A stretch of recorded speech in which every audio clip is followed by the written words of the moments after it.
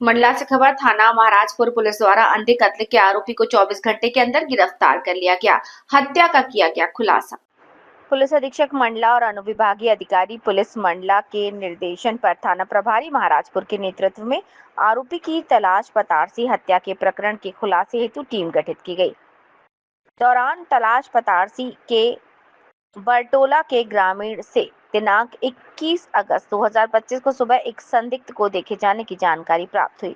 Police team द्वारा बताए गए हुलिये के व्यक्ति को स्टाफ के साथ घेराबंदी कर पकड़ लिया गया। आरोपी राजेंद्र प्रताप सुमरन परते उम्र 26 वर्ष निवासी ग्राम चिनगा थाना किदरई जिला सिवनी से अभिरक्षा में लेकर थाना लाकर गंभीरता से पूछताछ करने पर बताया कि बस स्टैंड मंडला में मृतक गरीबा मिला था, जिसे बस स्टैंड में ही पहली बार मुलाकात हुई थी और परिचय हुआ था, जो आधी रात अधिक होने से आरोपी राजेंद्र बेटोला चलकर रुकने की बात मृतक से कहा। दोनों ने माली मोहगांव और बेटोला के बीच बैलिया टोला तिराहा पर शराब पी तथा बेटोला के चबूतरे में सोकर सुबह मुरुम खदान में जाकर कच्ची शराब पी। वही बातों बातों में दोनों के बीच विवाद होने लगा। तब आरोपी ने मृतक के सर में लकड़ी से वार किया, जिससे युवक जमीन पर गिर गया। तब आरोपी ने बड़ा पत्थर उठाकर मृतक के सर पर पटक दिया, जिससे गरीबा की मौके पर मौत हो गई। चालू है सर, प्रेस कॉन्फ्रेंस आयोजित की गई है, किस मामले पर? ये 21 तारीख को एक अज्ञात शरीर मुरम खदान बेटोला महाराजपुर थाने में मिला था और उसमें कुछ भी क्लू नहीं था कि किस तरह से व्यक्ति यहाँ पहुँचा है, कौन है। उसके पश्चात शव के पास में एक पर्ची मिली, जिससे ये पता चला कि सिंगारपुर का रहने वाला है और 19 तारीख को ये पुणे जहाँ पर काम करता था वहाँ से बस से निकला था।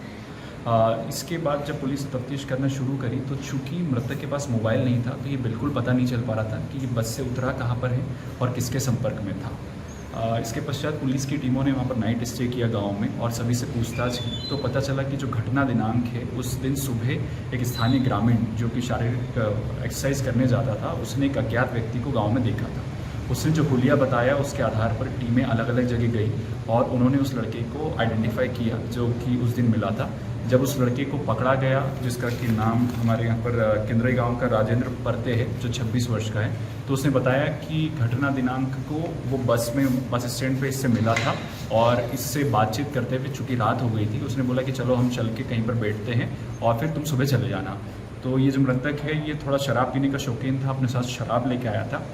इन लोगों ने जाके पहले बहेलिया टोला में शराब पी, फिर रात में मुर्रम खदान में जाके शराब पी और लगभग सुबह 4 बजे जब अत्यधिक शराब का नशा हो गया, इनके बीच में विवाद हुआ, तो जो आरोपी है उसने लाठी और पत्थर से इसको सर को कुचल दिया और इसकी घटनास्थल पर ही मृत्यु हो गई। तो इस प्रकार पुलिस की टीम ने लगातार लग के और स्थानीय ग्रामीण के सहयोग से इस केस को खोला है।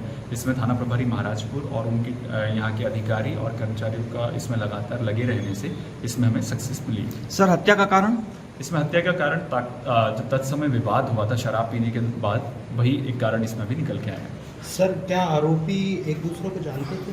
आरोपी पूर्व से एक दूसरे को नहीं जानते थे, बस स्टैंड में मिले थे और चूंकि रात्रि हो गई थी तो और शराब पीने की बात हुई तो ये लोग साथ में चले गए। सर, एक शव और मिला था मोहन टोला पे, अभी तक उसकी क्या जो महिला का एक शव मिला था उसके संबंध में मध्य प्रदेश और छत्तीसगढ़ के आसपास के जो जिले हैं वहाँ पर ही पुलिस टीमें गई हैं और किसी गुमशुदा के संबंध में जानकारी ली जा रही है। अभी तक इसकी जानकारी प्राप्त नहीं हुई है।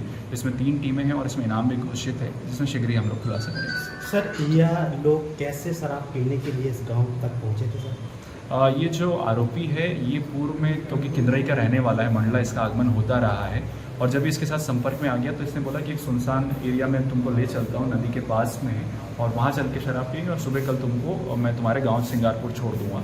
तो उसी बहकावे में इसके साथ आ गया। पहले तो उन्होंने शराब ही पी, लेकिन फिर बाद में विवाद होने की वजह से इसने हत्या कार्य की। सर, वारदात को अंजाम देने के बाद आरोपी गांव में ही था या भाग गया? ये अभी आरोपी से पूछताछ होना शेष है, क्योंकि हमको जो हुलिया मिला था उसके आधार पर पुलिस की टीम लगभग 48 घंटे तक ढूंढती रही और लगभग 48वें घंटे में ही हमको मिला है। तो संभव है कि ये वापस चला गया हो या फिर किसी और क्षेत्र में गया हो। Thank you.